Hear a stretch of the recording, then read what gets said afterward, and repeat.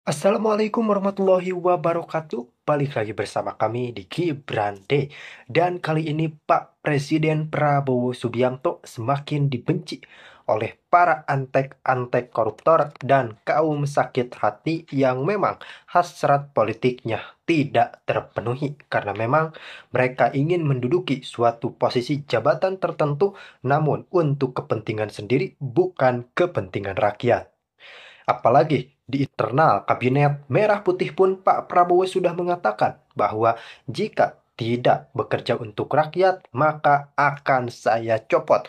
Kemudian Pak Presiden Prabowo Subianto kembali menggencarkan penangkapan atau pemberantasan secara massal koruptor-koruptor di Indonesia, termasuk dari kasus yang telah lama diungkap kembali, diusut tuntas. Dan kali ini pidato Pak Presiden Prabowo Subianto semakin membuat kalang kabut kaum sakit hati, di mana Pak Presiden merapatkan barisan sampai melibatkan rekan-rekan TNI yang memang untuk memperkuat berbagai sektor NKRI dan tentu saja ini tidak diindahkan dan tidak disukai oleh para kaum pembenci, kaum sakit hati yang memang tidak terima dan tidak suka dengan posisi jabatan Presiden Prabowo Subianto dan Wakil Presiden Gibran Raka Buming Raka. Langsung kita simak. Komandan Korem, Komandan Kodim, para Komandan KRI, Komandan Lanut, Komandan Gus Purla, dan Latamal, dan Lanal, dan para Komandan Batalion, seluruh perwira yang saya hormati dan yang saya banggakan. Selamat sore, terima kasih atas kehadiran saudara-saudara. Beberapa saat yang lalu saya diberitahu dalam rangka Rapim TNI, Rapim Angkatan Darat, Angkatan Udara dan selanjutnya akan kumpul para komandan-komandan kesatuan dan disarankan saya menerima para perwira untuk saya beri pengarahan. Dan ada saran untuk diterimanya di Istana Kepresidenan di Istana Bogor. Karena katanya banyak perwira yang dari daerah-daerah belum pernah menginjak Istana Kepresidenan.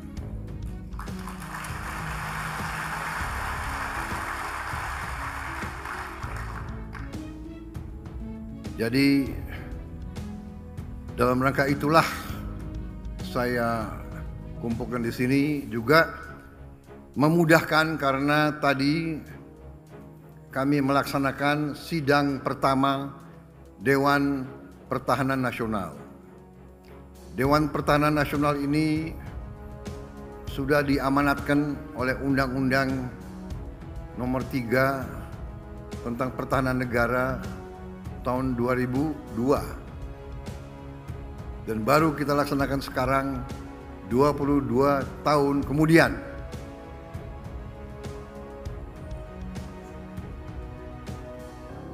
Saya kira ini juga menjadi suatu bahan pelajaran bagi kita bahwa masalah pertahanan ini adalah masalah yang vital bagi kelangsungan hidup bangsa dan negara. Berkali-kali di berbagai tempat, di berbagai acara, terus-menerus saya ingatkan bahwa pendiri-pendiri bangsa kita telah merancang suatu negara di mana rancangan negara tersebut dituangkan dalam sebuah undang-undang dasar negara Republik Indonesia, dan dalam undang-undang dasar tersebut, dalam pembukaan tersebut jelas-jelas canangkan tujuan nasional bangsa Indonesia. Dan tujuan nasional ini yang pertama adalah melindungi segenap bangsa Indonesia dan seluruh tumpah darah Indonesia. Tujuan nasional yang pertama. Kedua, memajukan kesejahteraan umum. Ketiga, mencerdaskan kehidupan bangsa.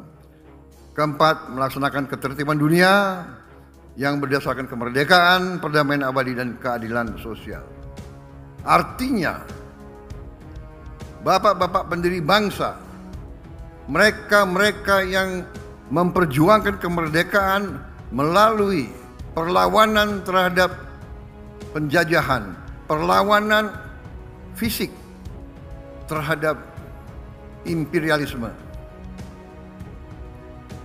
sudah dari sejak awal menentukan dan menyampaikan bahwa fungsi negara yang pertama adalah fungsi perlindungan.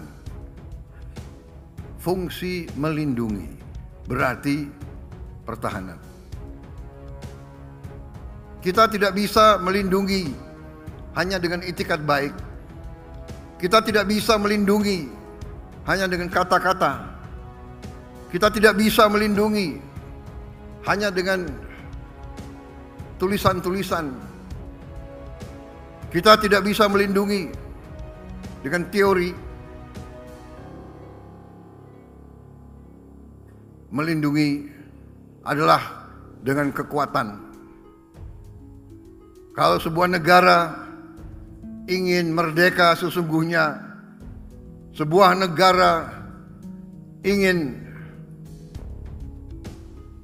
sejahtera, maka harus punya kekuatan untuk melindungi diri, untuk melindungi semua kekayaan alam yang ada.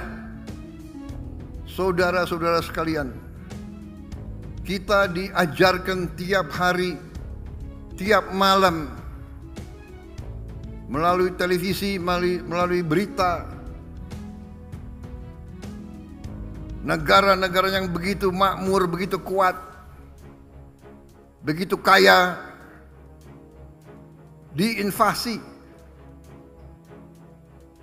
diganggu, diduduki, dibom, dihancurkan seluruh rumah pemukiman, semua sekolah, semua fasilitas, semua pembangkit listrik, semua kehidupan, sarana kehidupan dihancurkan.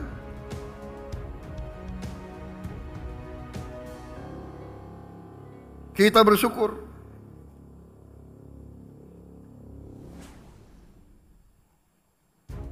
berapa tahun ini, bisa dikatakan 25-30 tahun lebih, kita bersyukur, kita harus bersyukur bahwa pemimpin-pemimpin kita telah memelihara negara kita, memelihara NKRI tanpa terlalu terlibat, tanpa mengundang invasi dari negara lain. Saya kira para media, terima kasih